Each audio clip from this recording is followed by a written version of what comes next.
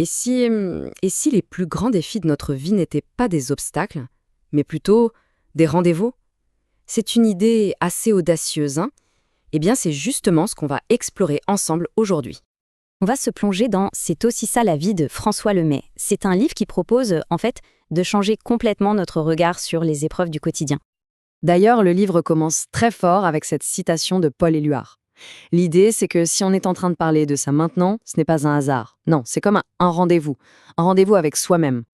Allez, c'est parti pour ce premier point.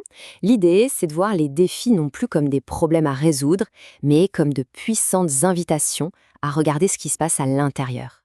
Au cœur du livre, il y a vraiment un parcours, un cheminement. On part de la souffrance pour arriver à quelque chose de plus grand, à une forme de conscience. Ce qu'il faut savoir, c'est que ce n'est pas juste de la théorie. Non, l'auteur parle de ce qu'il a vécu. Il décrit une période hyper difficile, ce qu'il appelle sa nuit noire de l'âme. Et c'est justement parce qu'il a traversé ça que son message est aussi puissant. Alors là, on touche à un point super important. Le livre fait une distinction essentielle entre deux choses, la résistance et la souffrance. La résistance, c'est normal, c'est même nécessaire pour grandir. Pensez à un muscle quand on fait du sport.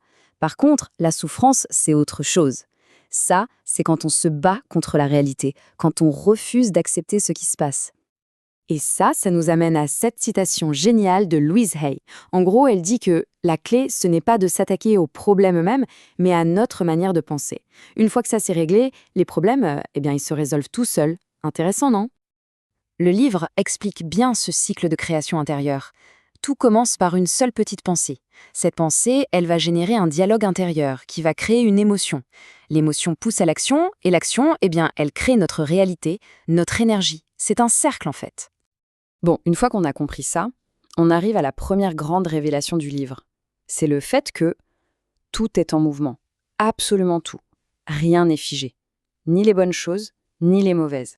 Et comme le dit si bien cette phrase attribuée à Bouddha, ce n'est pas le changement qui fait mal. Non, c'est notre résistance à ce changement. C'est quand on s'accroche, quand on ne veut pas lâcher prise, que la douleur apparaît. Du coup, le vrai défi, ce n'est pas d'essayer de contrôler ce qui se passe autour de nous. Ça, c'est une illusion, on n'y arrivera jamais. Non, le vrai pouvoir, le véritable art, c'est d'apprendre à maîtriser notre monde intérieur, nos pensées, notre posture, face à tout ce qui arrive. Et la meilleure preuve de ça, c'est l'auteur lui-même. Son parcours est assez incroyable. Il est passé d'une crise vraiment profonde à devenir un auteur à succès, un conférencier international. Ça montre bien que la situation dans laquelle on est, là, maintenant, ce n'est qu'un passage, ce n'est pas la fin de l'histoire. Ok, donc si on accepte que tout est en mouvement, on débloque notre plus grand super pouvoir, en quelque sorte. Et ce pouvoir, c'est celui de la perception. C'est notre capacité à choisir comment on voit les choses.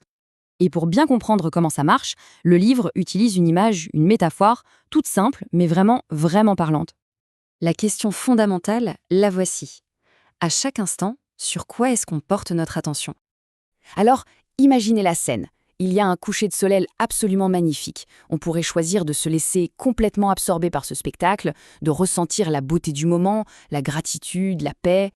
Ou alors, on peut choisir de se concentrer sur la petite mouche qui n'arrête pas de taper contre la vitre. Ce petit bruit agaçant. Et voilà, le moment magique est complètement ruiné. À cause d'une mouche. Pourtant, la réalité, c'est que le coucher de soleil et la mouche existent en même temps. Ils sont tous les deux là. Mais ce qui définit l'expérience, ce qu'on va ressentir, ça dépend à 100% de notre choix, où est-ce qu'on met notre focus. Et ça, c'est peut-être la grande leçon de ce livre, magnifiquement résumée par le Dalai Lama. Maîtriser sa perception, c'est ni plus ni moins que maîtriser sa vie. Et voilà, la boucle est bouclée, on revient au point de départ. L'idée, ce n'était pas juste de résumer un livre, mais de lancer une invitation. Du coup, la question qu'on peut se poser, pour finir, c'est quel sera notre prochain rendez-vous?